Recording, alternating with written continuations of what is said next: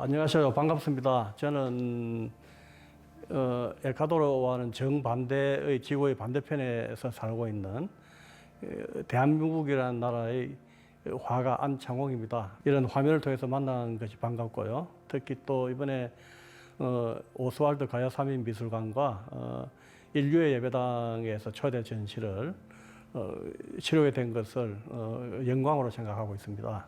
최선을 다해서 그려낸 저의 예술 작품들을 와서 많이 봐주시고 사랑해 주셨으면 고맙겠습니다. 잘못된 체제에 대한 분노, 표리부동한 것에 대한, 왜곡된 역사에 대한, 그리고 역사 속에서 이름 없이 쓰러져간 사람들에 대한, 그 생명의 존엄에 대한 그런 문제들을 화면으로 불러내고 조형화시키고 또 작품으로 엮어내는 그런 것들이 과거의 어떤 우리나라의 질곡의 역사에 대한 문제를 이야기를 하는 것이라면 그 현재 우리가 살고 있는 이 땅에 대한, 이 지구촌에 대한 그 여러 가지 문제들, 소외된 인간들의 삶이라든지 계급으로 여러 가지 문제들을 이야기하는 사회, 부와 빈곤의 문제에서 빚어진 여러 가지 이야기들, 자본주의 사회에서 일어나는 여러 가지 병폐들, 사회의 응달, 쉽게 하면 그늘에 대한 문제들을 파헤치고 고발하고 이야기하는 그런 작업을 지금까지 지속적으로 해오고 있고, 앞으로도 그런 작업들을 이 중심에, 내 작품의 중심에 서 있지 않을까 하는 생각을 가지고 있습니다. 처음에 사비나 미술관에서 결정이 내가 됐다고 전시를 해야 된다.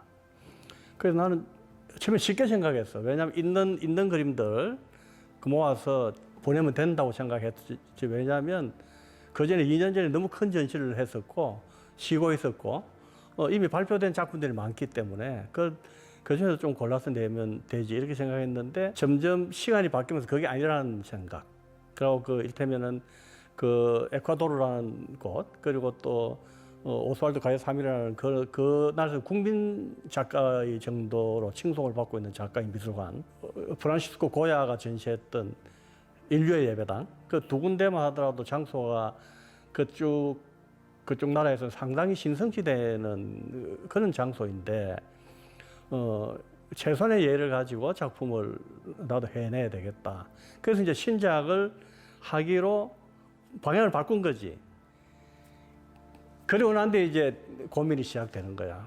불과 3개월밖에 없는 거야. 그런데 3개월 만에 두 군데의 전시를 가득 채워야 된다는 이야기지. 그래서 사비나 관장하고 이제 의논도 하고 의견도 나누고 하면서 그쪽 현지에 그쪽 사면서 학예사가 갔다 오고, 전시를 어떤 형식으로 해야 될지 윤곽이 잡혔기 때문에 일단은 인류의 예배당에는 입체 조형물이 들어가고, 이제 오스왈드 가야사민 미술관에는 평면 그림만 들어가니까 일단은 부담을 들긴 했지. 그런데 과연 100호를 대략적으로 한 20개 정도를 그려야 되는 3개월 만에 이게 가능할까? 그런데 산전수전 겪은 작가니까 에이 밀어붙여보지 뭐 그런 생각으로 시작한 거지.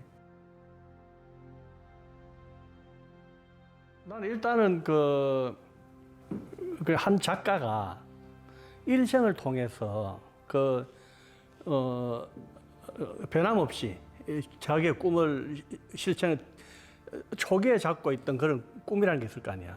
그것을 실행해 간다 쉽지 않거든. 특히 우리나라 같은 경우는 자본주의 국가이기 때문에 더 여러 가지 유혹이 많은데, 특히 우리나라는 더 어렵겠지. 특히 경제적과 동떨어져 있을 때는.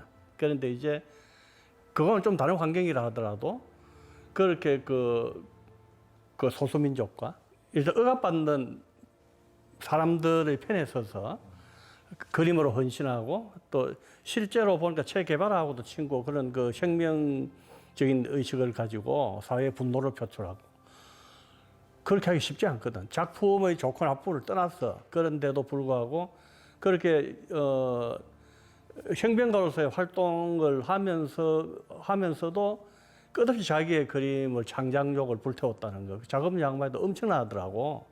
그래서 그런 것들이 사실 좀 경이로웠지.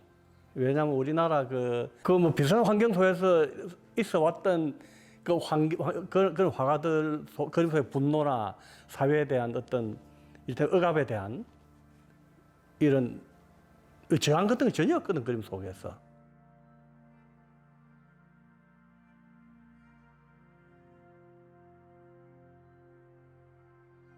깊이 흐르는 인간에 대한 감정은, 체온은 똑같다고 나는 보는 거지. 서로가 관심 가지는 분야가 과자사님도 인간의 삶에 있고 내 작품도 인간의 삶에 있는 것이지. 그러니까 그런 문제에서는 본질적인 문제에서는 뿌리가 같다고 보는 것이고, 또 체제에 대한 저항이나 잘못된 것에 대한 분노를 표출하는 방식도 적용적인 방식은 다르다 하더라도 분노의 이유는 같다고 보는 것이지. 그래서 아마 상당히 재미나는 전시가 되지 않을까. 같은 본질은 같은데도 불구하고 표현하는 방식이 전혀 다르기 때문에 그럴 수 있다면 좋겠지. 이번에 새롭게 발표하는 유령 패션은 현재 삶 속에서 일어나고 있는 또 다른 자본과 물질에 대한 문제, 훼손된 정신, 망가져가는 정신에 대한 문제들을 패션이라는 걸 통해서 이야기하고자 하는 것인데요. 사실 패션이라는 것은 자기를 드러내기 위해서, 혹은 자기를 감추기 위해서, 아니면은 부를 가시하기 위해서 어떠한 형태로, 여러 가지 형태로 자기 자신에 대한 존재를 상대에게 인식시키고 각인시키기 위해서 패션이라는 것이 발전해 왔는데, 자본주의의 꽃이라면 패션일 수도 있고, 그걸 통해서 부와 가난의 문제가 극명하게 드러나는, 계급이 정해지고 계급이 패션을 통해서 드러나는 여러 가지 어떤 사회의 병리 현상, 그런 문제들을 포착해내고 그런 문제들을 패션이라는 것을 통해서 이야기하고 싶은, 그렇게 표현하는 것이 맞을 것 같네요. 예.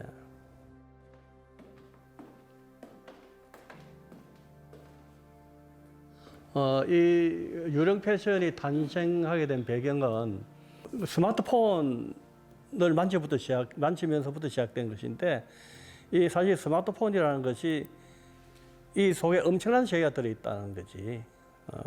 이 작은 손바닥만한 그 속에 또 다른 우주가 들어있다고 할까? 그러니까 만지작거리다가 이걸 통해서 뭐 할 수 있는 게 없을까? 뭐 항상 그림자처럼 사람들 옆에 따라다니는 거니까. 만지작거리다가 이제 스케치하는 방식을 알아내고 스마트폰으로 그림을 그리기 시작한 것이고, 물론 태블릿을 통해서 그린 화가들은 들어있는데, 왜냐하면 화면이 크고 편리하기 때문에. 내 같은 경우는 기동력에 주목한 것이지. 언제 어디서나 즉시 즉소해서 내가 원할 때 항상 펼쳐놓고 그릴 수 있는. 그래서 이제 그리기 시작했고, 그것이 디지털 판화로, 유령 패션이라는 판화로 작품으로 처음 등장하기 시작한 것이고, 그래서 이제 그것을 완결점을 페인팅과 입체로 끌고 갈 계획을 처음부터 가지고 있었기 때문에, 디지털 판화에서부터 오프라인으로 끄집어내서 페인팅을 하고 또 입체로 만들고, 거기까지.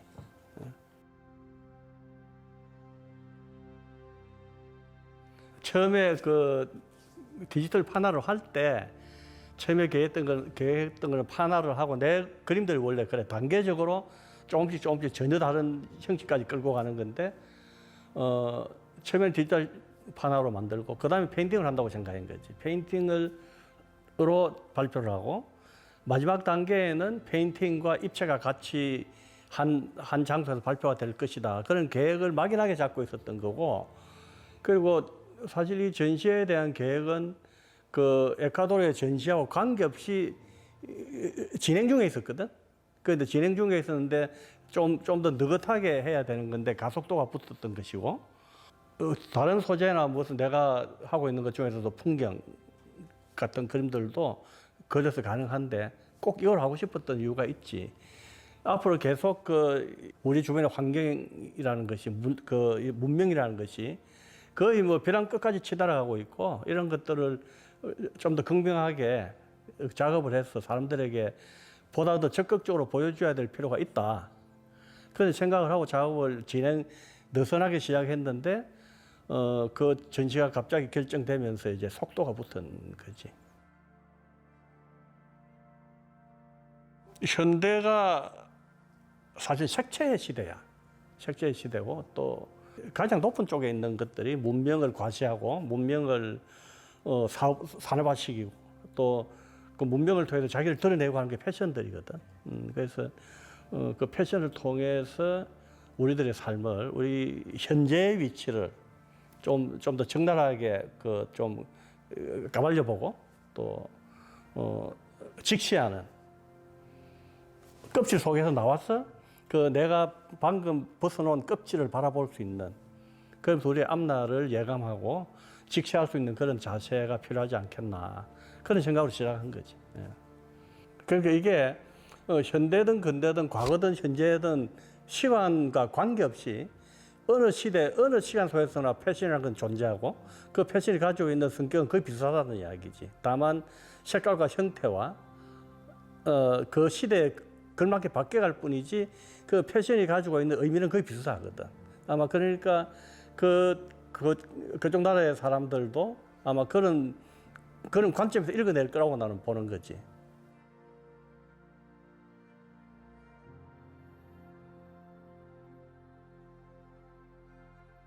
얼굴이라는 작업은 얼굴을 통해서 우리의 환경 현재 살고 있는 우리의 삶 속에서 일어나고 있는 여러 가지 사회 문제들을 사람의 얼굴을 통해서 표현하는 것이죠. 일테면 49개의 가면이라면 그 가면을 통해서 우리 현실 속에서 빚어지고 있는 집단 체면에 대한 문제, 탐욕과 욕망에 대한 문제를 하나하나의 가면, 거의 동일화되어 있는 비슷한 가면들처럼 살아가는 현대인들의 무표정한 얼굴을 통해서 표현하는 것이라면 제목이 눈먼자들이지. 그 입체 속에는 시대에 대한 저항과 분노가 들어있거든. 그리고 또 그 시대 속에서 희생되어가는 우리 자신들의 모습들인 거지. 정말 봐야 될 것들은 제대로 보지 못하고 눈은 크게 떠 있어도 눈먼 자들처럼 살아가는 이때문에 탐욕과 욕망에 찌들어 있는 그런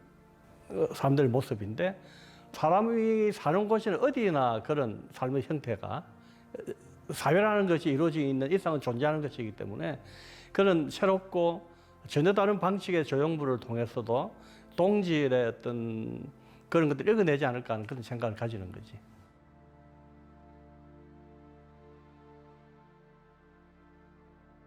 여기는 얼굴이 강조되어 있고 유령 패션에는 그 강조됐던 얼굴, 육신은 빠져나간 껍데기만 존재하는 것이니까 양쪽을 통해서 그쪽 사람들이 읽어낼 수 있는 작가의 의도나 작가의 정신은 아마 분명할 거로 보고 특히 그쪽 남미 쪽은 삶과 죽음에 대한 경계가 굉장히 사회적으로 표출되어 있고 조형적으로도 그렇고 그래서 내 그림 속에도 항상 삶과 죽음의 문제, 시간의 문제까지도 항상 포함되어 있기 때문에 그런 것까지도 수준 높은 시선으로 읽어내지 않을까 하는 그런 생각을 가지고 있지.